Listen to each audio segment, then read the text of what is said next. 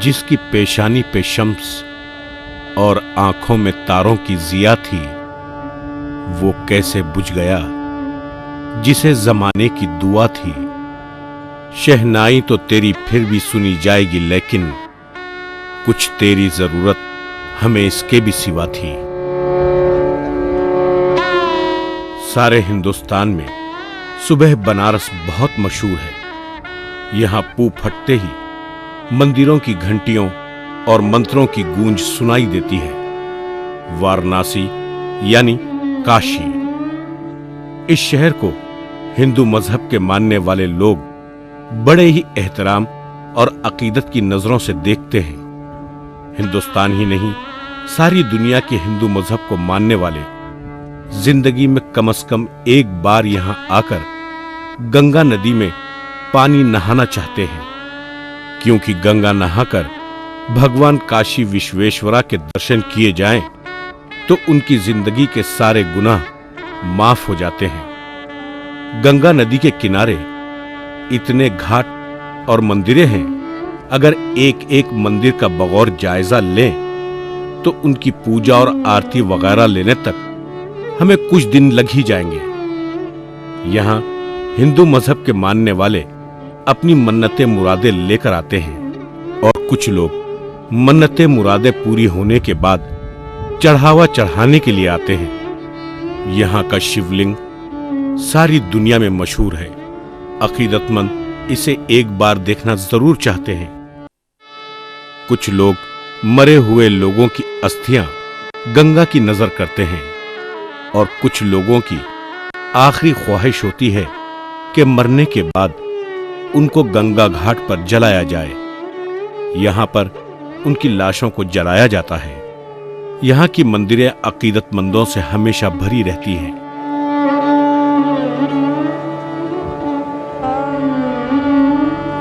उस्ताद बिस्मिल्लाह खान 1917 में बिहार के एक छोटे से गांव बक्सर के जिले डमरा में पैदा हुए और बचपन में ही वो वाराणसी चले आए। ये हैं बिस्मिल्लाह खान के मामू और उस्ताद अल्लाह बख्श, जो विश्वनाथ मंदिर के शहनाई नवाज थे। उन्हें देखकर ही बिस्मिल्लाह खां को शहनाई बजाने से दिलचस्पी पैदा हुई और दूसरी तरफ यहाँ के मजहबी माहौल ने भी उनके शौक को जिला बख्शी और इन्हीं गलियों में खेल कूद कर बिस्मिल्लाह खान बड़े हुए।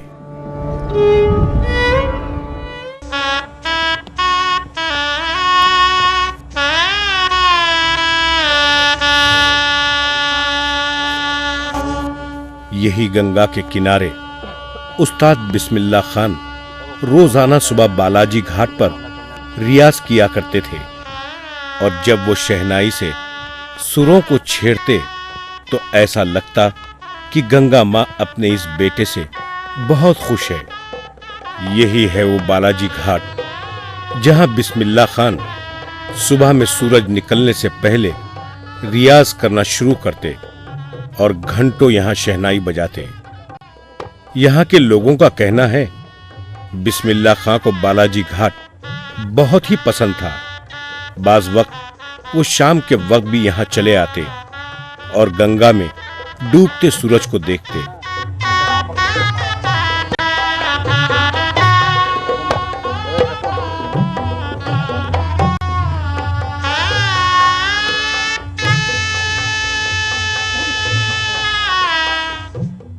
अल्लाह जाने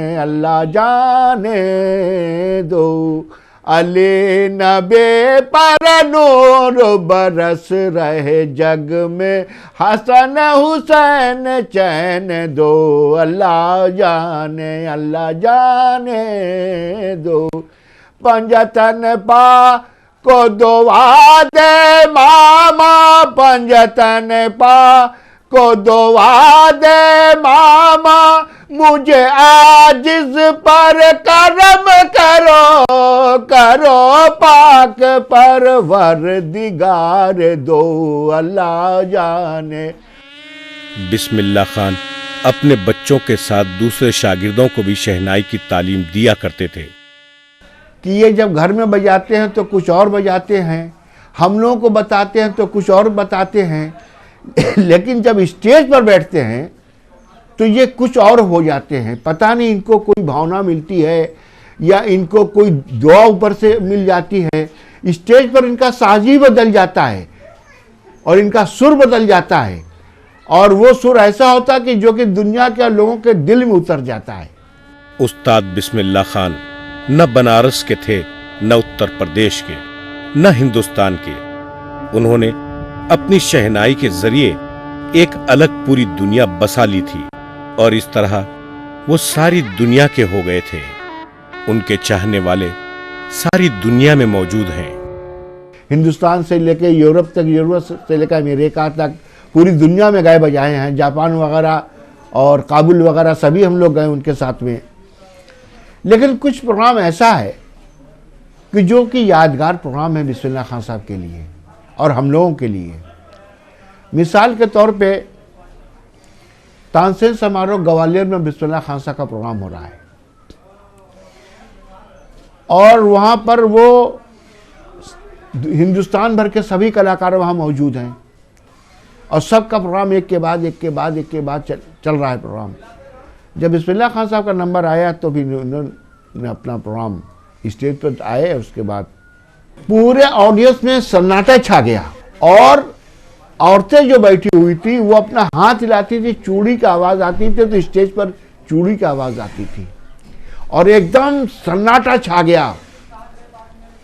और वो ऐसा यादगार प्रोग्राम हुआ कि हम लोग आज तक उसको भूले नहीं। और ना खान साहब भी कहते कि हम आज का प्रोग्राम कुछ अच्छा हो गया। तो तालीम के वक्त ये कहते थे कि जब इस काम के लिए बैठे हो तो सारी दुनिया का दिमाग एक तरफ रख दो उठा करके और दिमाग इसमें लगाओ, दिल इसमें लगाओ, रूह को इसमें लगाओ, तब जाकर के ये काम हासिल हो। मिसाल के तौर पर उन्होंने एक अस्थाई बता रहे हम लोगों को, तो हे निरंकार, तो हे निरंकार, रचो सब संसार, तू ही निरंकार। तू है जल थल में, तू ही फूल और फल में, तू ही हर एक रंग में, तेरो ही आसार, तू ही। अब ये अस्थाई हम लोग को बता रहे हैं वो, और ऐसी सैकड़ों अस्थाई ऐसी है कि जो कि हम लोग को तालीम देते थे, बताते थे।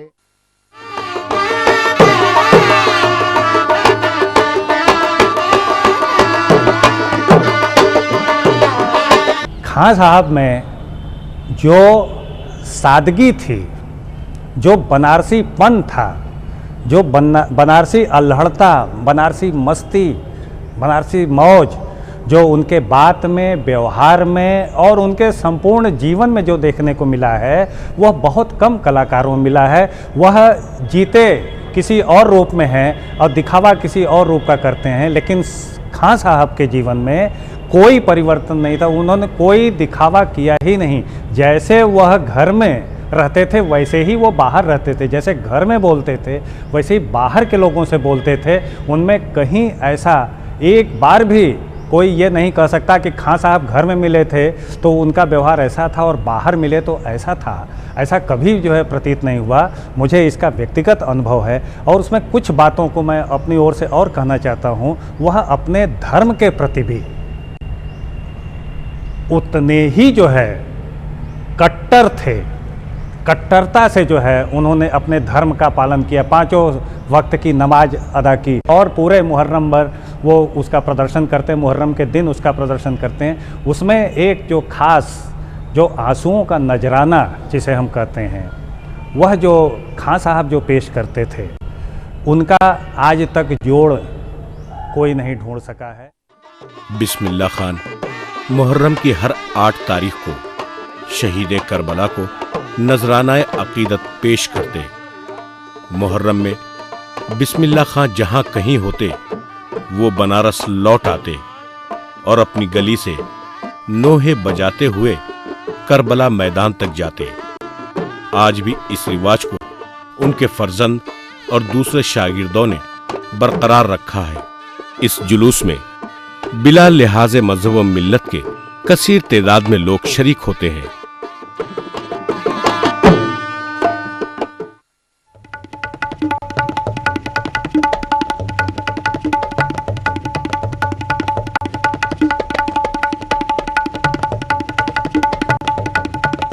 उस्ताद बिस्मिल्लाह खान शहनाई बजाकर सामाइन को दम बखूद कर देते थे।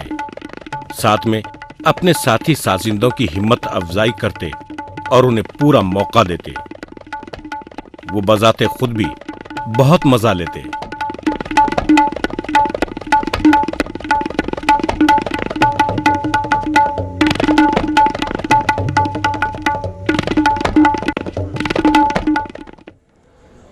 वे मध्य लय की सभी तालों में बहुत ज़्यादा रस लेते थे, जैसे धिन ना धिन धिन ना तिन ना धिन धिन ना धिन ना तक धिन धिन धिन ना ना तिन ना। इसके ऊपर वो कहीं कहीं से किसी भी मात्रा से उठना और बहुत अच्छे अच्छे ढंग से संपे आना, बहुत अच्छे अच्छे बोल बनाव करना। जैसे एक ताल है धिन धिन धा त्रकतु ना कत्ता धागे त्रक धिन ना धिन धिन धा त्रकतु ना कत्ता धागे त्रक धिन ना। और तीन ताल तो उनका था ही, वो भी थोड़ा सा मध्य से कम लय में उठाते थे। धा धिन धिन दा धा धिन धिन दा धा तिन तिन ता ता धिन धिन दा। और उसी को धीरे धीरे बोल बढ़ाव करते करते और लय को बढ़ाते हुए धिन धिन दा धिन धिन दा धिन धिन दा तक धिन धिन दा धा धिन धिन दा धा धिन धिन दा। और बीच बीच में तबला वादक को भी बजाने का बहुत अच्छा मौका देते थे। बार बार अच्छी अच्छी बातें तबले से निकलवा लेना, अपने शहनाई के बीच बीच में अच्छे अच्छे बोल बजवा लेना। और उनके साथ बहुत जो खुले अंग के तिन तिन ना तक धिन धिन ना धीरे धीरे कर धाते धातु ना कते धागे ना धागे दिन ना ते धागे ते कर धा ना कते गदर करते दादर करते दा धा धा धा धा दादर करते दादर करते दा धा धा धा धा गदर करते दादर करते दा धा धा धा धा दिन दिन दा धा दिन। इस तरह की चीज़ें ज़्यादा सूट करती थी। तो तबले के अच्छे अच्छे रचनाओं को अपने संगति में बजवाना वो विशेष पसंद करते थे। बिस्मिल्लाह खान हमने बालाघाट पर जा कर के ये भजन सीखा है। तेरो निरामन नीरा गंगा माई, तेरो निरामन नीरा जौरे गंगा माई मनसा पूजली, जौले गंगा मनसा पूजली। घुघरी बतासा चढ़ैबे गंगा माई, तेरो निरामन नीरा।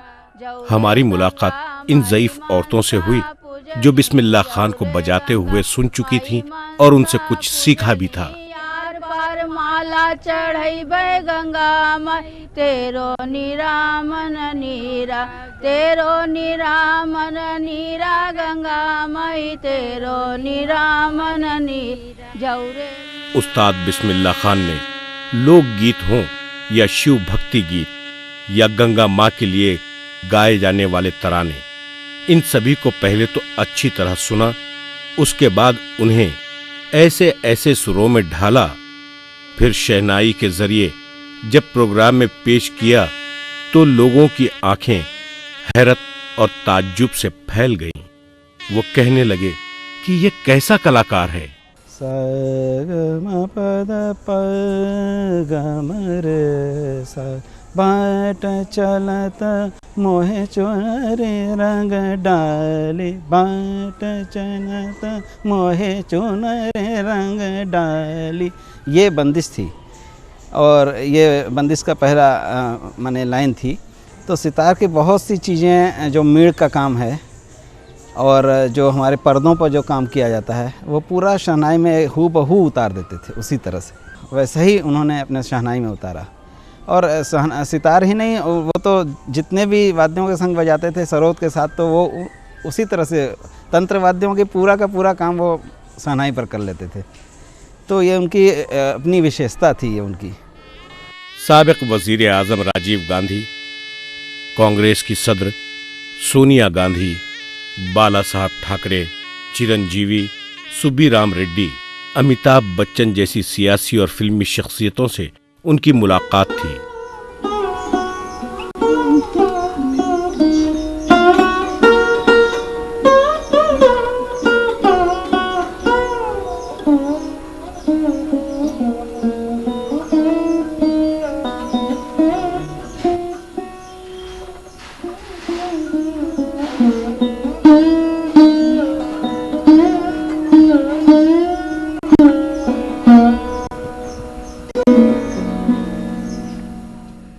इन्होंने अपनी पूरी ज़िंदगी, बचपना, जवानी और वृद्धावस्था, सारी चीज़ें इन्होंने संगीत के लिए समर्पित कर दिया। किसी ज़माने में तानसेन, बैजू बावरा जैसे कलाकार जो हुए हैं, उसी तरह 20वीं 21वीं सदी में बिस्मिल्लाह खां साहब जैसे ही अमूल्य कलाकार पैदा हुए, जिन्होंने शहनाई जैसे वाद्य को, जिसे हमारे यहाँ हिंदू संस्कृति में चबूतरे पर बैठाकर जब कोई मंगल कार्य हो घर के अंदर, तब चबूतरे पर बैठाकर उनको बजवाते थे ताकि मंगल ध्वनि के रूप में वो यूज किया जाता था। एक बात बिस्मिल्लाह खां साहब जी जैसे व्यक्ति पैदा हुए, जिन्होंने उस शहनाई को चबूतरे से लेकर मंच तक पहुंचा दिया और पूरी दुनिया एक फोक इंस्ट्रूमेंट को क्लासिकल इंस्ट्रूमेंट के रूप में जानने लगी।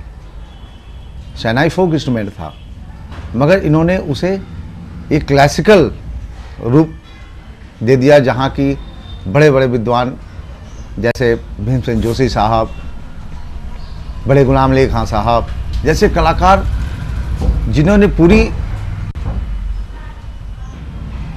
शास्त्रीय संगीत को स्थान दिया, उसी तरह बिस्मिल्लाह खां साहब ने उस शहनाई को उस मंच तक पहुंचाया। और उनसे तो कई बार हम लोगों की मुलाकात हुई, हम उनके घर जाते थे, कभी कार्यक्रम होता था वहाँ पहुँच जाते थे, और वो हमेशा 2-3 चीज़ें उनकी ऐसी थी जो हमेशा हम लोगों को शिक्षा देते थे। सबसे पहला शिक्षा उनका ये था कि ज़िंदगी में कभी भी अगर एक इंसान हो तो कभी भी बद्दुआ किसी का मत लेना, चाहे वो बच्चा हो चाहे बूढ़ा हो, किसी चीज़ से। जानवर के प्रति भी आपका प्रेम होना चाहिए, पेड़ पौधों के प्रति प्रेम होना चाहिए, और इंसान तो इंसान है, ईश्वर जिसे ईश्वर ने बनाया है उसके प्रति तुम्हारा क्या समर्पण है, ये इसकी शिक्षा वो देते थे। भाईचारे की शिक्षा देते थे। वो ये कहते थे कि न हिंदू है, न मुसलमान, न सिख, न ईसाई। संगीत एक ऐसी विधा है जिसके अंदर न जात पात देखा जाता है, न ऊंच नीच देखी जाती है। और इतनी बड़ी शिक्षा कि जिस समय वो प्रोग्राम करते हैं, बगल में हिंदू बैठा हुआ है, मुसलमान बैठा हुआ है, सिख बैठा हुआ है, ईसाई बैठा हुआ है, मगर इतनी तन्मयता हो जाती है कि उस समय लोग भूल जाते हैं कि हम किस धर्म के हैं। पहला तो उन्होंने धर्म को एक कर दिया, दूसरी संगीत को उन्होंने एक कर दिया, मानव जाति को एक कर दिया। उस्ताद बिस्मिल्लाह खान के प्रोग्रामों में बड़े बड़े उस्तादों ने हिस्सा लिया, जिसमें पंडित रविशंकर, मंगलम पल्ली, बाला मुरली कृष्णा जैसे बड़े बड़े उस्तादों ने संगत की और उनकी शहनाई बजाने के फन की तारीफ की, और प्रोग्राम के बाद में कहा कि बिस्मिल्लाह खां के साथ संगत करके उन्हें बड़ा फख्र महसूस हो रहा है।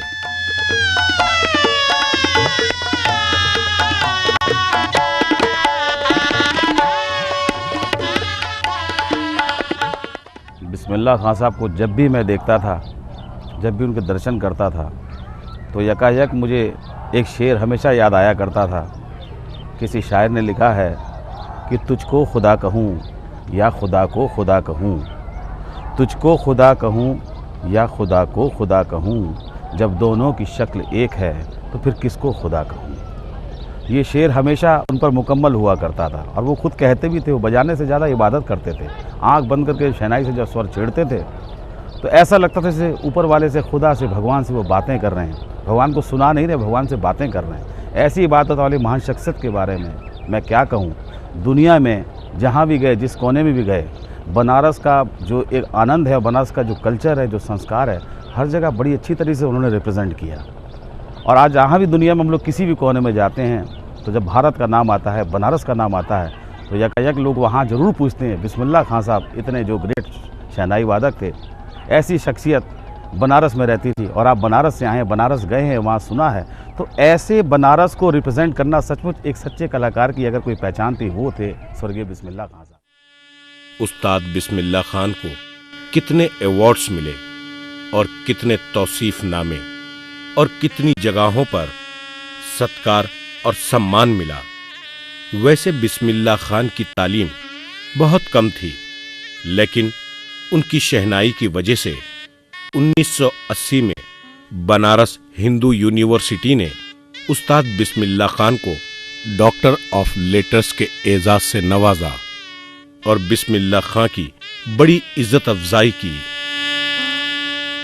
जीवन का मुझे सबसे बड़ी बात ये लगती थी कि हम लोग को जो शिक्षा उनसे मिलती थी, इतने बड़े आर्टिस्ट पूरा विश्व में दिखाई नहीं देते हैं जो वो मतलब काम किए हैं। मतलब समझ लीजिए नौबत खाने से उठा के उस शहनाई को पूरे विश्व में उन्होंने बजाया। और बजाने के बाद बिस्मिल्लाह खान साहब जब हम लोगों से मिलते थे तो ऐसे लगता था कि हमारे अब्बा हैं, हमारे चाचा हैं, हमारे पिता तुल्य। और वो सादगी इतना मतलब हम लोग को समझाते थे, बेटा खाली रियाज करो और खाली काम करो और अपने को आनंद दो, दूसरे को आनंद दो। खान साहब की बातें तो ऐसी है कि मैं तो जब उनसे कभी कभी, अभी मुझे 1.5 साल पहले मिले थे, मैं छत पर अभी से धूप में बैठे थे, एक लुंगी पहरे हुए थे। बिस्मिल्लाह खान साहब करे, बेटा तुम्हारा भी बहुत अच्छा चल रहा है। फिर मैं उनसे सीखने गया था और सीख के ऐसा मुझे आशीर्वाद उन्होंने दिया है कि मैं तो, कई लोग पूछते थे कभी कभी कोई कॉन्फ्रेंस में कि बिस्मिल्लाह खान साहब का प्रोग्राम कैसा लगा, तो मैं बोलता था खान साहब का प्रोग्राम, मैं तो प्रोग्राम सुनने नहीं गया था, मैं तो भगवान से मिलने गया था। क्योंकि वो लोग कलाकार नहीं थे, कलाकार तो हम लोग हैं। हम लोग सोचते हैं कि प्रोग्राम अच्छा हो, बढ़िया हो, पैसे कुछ मिले न मिले, लेकिन वो खान साहब जो बिस्मिल्लाह खान साहब थे वो तो खुदा की तरह थे। उनका दर्शन मात्र ही मतलब ऐसा लगता था कि हम भगवान से मिले, खुदा से मिले। जब मेरी शादी हो रही थी तो एक मुझे वो गजली सुनाते थे, 3 बचन मोरे मन बा तब तो से राजी बलमुआ, राजी बलमुआ, राजी बलमुआ, 3 बचन मोरे मन बा तब तो से राजी बलमुआ। अब एक आप समझ लो कि 3 बचन मोरे मन बा तब तो से राजी बलमुआ, यही था। इसीलिए मैं इसको खूब, हम लोग जब जाते थे तो खूब बढ़िया बात सुनाते थे, बच्चों को बच्चों जैसा बन जाते थे। मुझे उनको इतना आशीर्वाद, इतना प्यार मिला है। साबिक सदर जमहूरिया हिंद डॉक्टर शंकर दयाल शर्मा ने बहुत सम्मान किया। साबिक सदर जमहूरिया हिंद डॉक्टर APJ अब्दुल कलाम ने भी उनकी इज्जत अफजाई की। वजीर आजम मनमोहन सिंह ने भी सताइश की। उस वक्त के सदर जमहूरिया हिंद डॉक्टर राजेंद्र प्रसाद ने उन्हें पद्मश्री से नवाजा। साबिक सदर जमहूरिया हिंद डॉक्टर जाकिर हुसैन ने उन्हें पद्म भूषण से नवाजा। उस वक्त के सदर जमहूरिया हिंद नीलम संजीवा रेड्डी ने उस्ताद बिस्मिल्लाह खान को पद्म विभूषण से नवाजा। इसके बाद रह जाता है एक आखिरी अवार्ड, वो भी उस वक्त के सदर जमहूरिया हिंद KR नारायणन ने उन्हें भारत रत्न से नवाजा।